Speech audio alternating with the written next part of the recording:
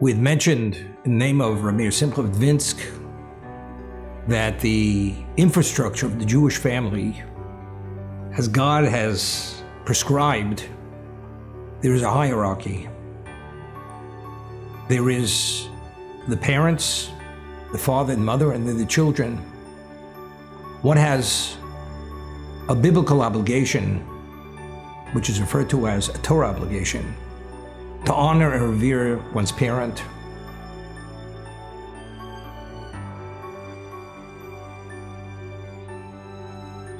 Because of this level of relationship, the parent gains a credibility in terms of the information flow from the parent to the child, which gives it credibility and a credence, and the child accepts it as fact. And this has been passed on through the generations, presently going all the way back to Sinai, 3,400 years.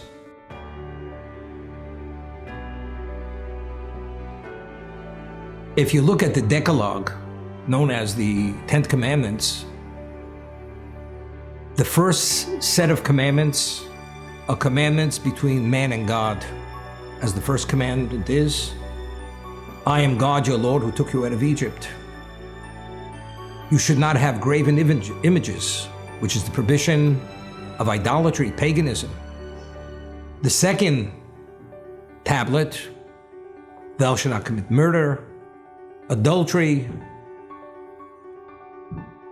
have designs of one's fellow, whether it's his property, his wife, his possessions. But yet there's something unusual. The last of the 5 in the first tablet is Kabed es avicha v'es imecha. Honor your father and mother. Seemingly honoring a parent is between man and fellow. It's not between man and God. As we explained, if not for the level of relationship and the hierarchy which is set in place by God, there is no tradition. There is no basis for transmission. The parent has no greater credibility than the stranger.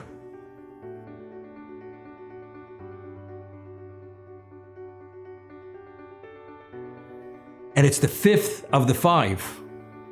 Really, that is the foundation. It concludes with honor your father and mother. How do we know there was a Sinai? Honor your mother and father. How do I know? One is not permitted, and God communicated to us, to believe in deities, which is paganism. Honor your father and mother. This is the basis. This is the foundation. The foundation of Judaism is within the infrastructure of honoring your father and mother.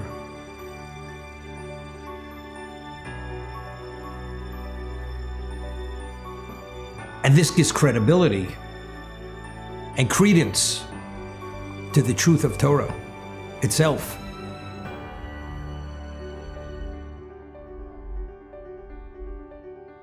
There is an obligation, only the Jew has this obligation, to remember the Sabbath and keep it holy. Also, there's a negative commandment. One is not permitted to transgress the Sabbath. Meaning, the positive commandment is we must remember and declare that God is the creator of existence. That's the positive commandment. Creation was created in 6 days, and God refrained from creative activity on the 7th day.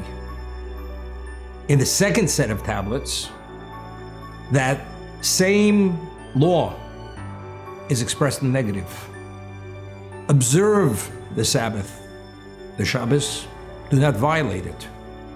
We have 39 categories, classifications of creative activity, which one is not permitted to engage in on the seventh day, on the Sabbath. The Jewish people, being God's people, chosen by God to be his priestly holy nation, are the testament to the world that God is the creator of existence. And this is very basic and fundamental, because if there's a creator, there's a purpose in creation. It's not something which is random. We being his people, we have to emulate what he had done. We're permitted to be creative in the physical sense for 6 days. On the seventh day, when God completed creation, he refrained from being creative. We as his people refrain from creative activities. In addition to the commandment of honoring a parent, one must revere a parent.